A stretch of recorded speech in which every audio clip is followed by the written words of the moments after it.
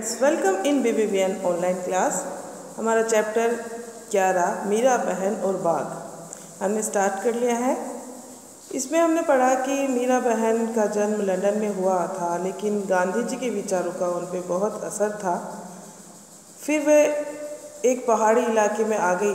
उसने अपना घर, गांधी जी के विचारों का उन पर गहरा असर था। इतना असर था कि वे अपना घर और अपने माता पिता को छोड़कर भारत आ गई।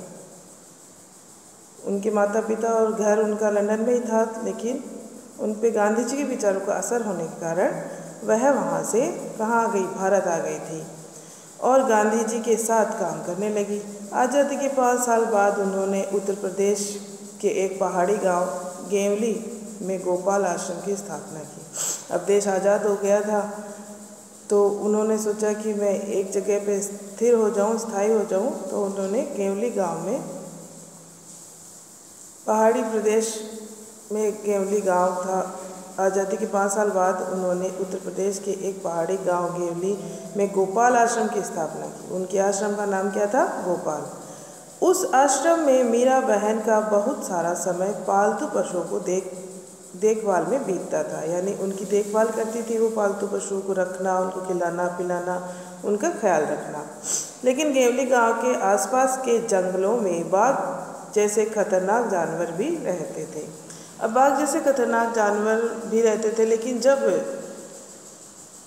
वनों की कटाई शुरू हो गई थी, तो वनों की कटाई के कारण पहाड़ी क्षेत्र में से जो बाघ थे वो बाहर निकलने लग गए थे वनों में से, और वो अपने शिकार की तलाश में इधर उधर भटकते थे और गांव तक पहुंच जाते थे।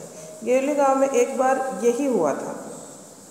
एक बाघ ने गांव में घुसकर एक गाय को मार डाला था अपने शिकार करने के लिए।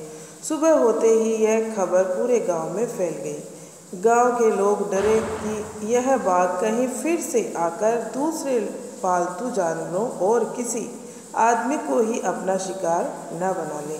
पूरे गांव में यह टेंशन हो गई थी, डर हो गया था कि बाघ जो है उसने गाय को शिकार बना लिया, गाय को मार डाला, तो कहीं गांव में घुसकर वह किसी दूसरे पालतू पशु या फिर किसी आदमी को भी अपना शिकार बना सकता है। तो ये डर पूरे गांव में था। लोगों ने आपस में बातचीत की। गांव के लोग गोपाल आश्रम गए और उन लोगों ने मीरा बहन को अपनी चिंता बताई।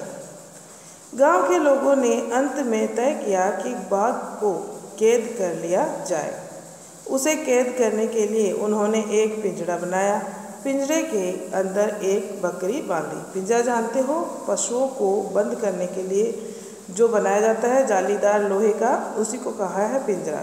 छोटा पिंजरा होता है, जैसे हम कुछ पक्षी पालते हैं उनके लिए छोटा पिंजरा होता है। जैसे आपने कई बार पैरट देखा है, तोता, वो पिंजरे में रहता है, और बकरी को भी पिंजरे में रखा जाता है। बड़े पशुओं के लिए पिंजरा होता है, जैसे खरगोश को भी पिंजरे में रखा जाता है। तो उसी तरह का एक पिंजरा था जिसको उन्होंने बाघ को कैद करने के लिए वह पिंजरा बनाया था। गांव के लोगों ने अंत में तय किया कि बाघ को कैद कर लिया जाए। उसे कैद करने के लिए उन्होंने एक पिंजरा बनाया। पिंजरे के अंदर क्या किया उन्होंने? एक बकरी बांध दी कि बकरी को देख के वो पिंजरे के अंदर घुसेगा बकरी का शिकार करने के लिए। योजना यह थी कि बकरी का मिमियाना, यानी बकरी जो मैं करती है उसी को मिमियाना कहा गया है। बकरी की आवाज़ को सुनकर बाघ पिंजरे की तरफ आएगा। बकरी जब बोलेगी, मैं करेगी, तो बाघ क्या होगा? बकरी की आवाज़ सुनकर उसे अपना शिकार बनाने के लिए पिंजरे की तरफ आएगा। पिंजरे का दरवाज़ा इस तरह खुला हुआ बनाया गया था कि बाघ के अंदर घुसते ही वह दरवाज़ा झटके से बंद हो जाए। इस तरह से दरवाज़ा बनाया गया था। जैसे आप चूहे को कैद करने के लिए भी हम पिंजरा देखते हैं, तो वो ऐसा ही होता है। उसमें रोटी लगा दी जाती है और चूहा जैसे ही अंदर घुसता है, रोटी खाने की कोशिश करता है, तो क्या होता है?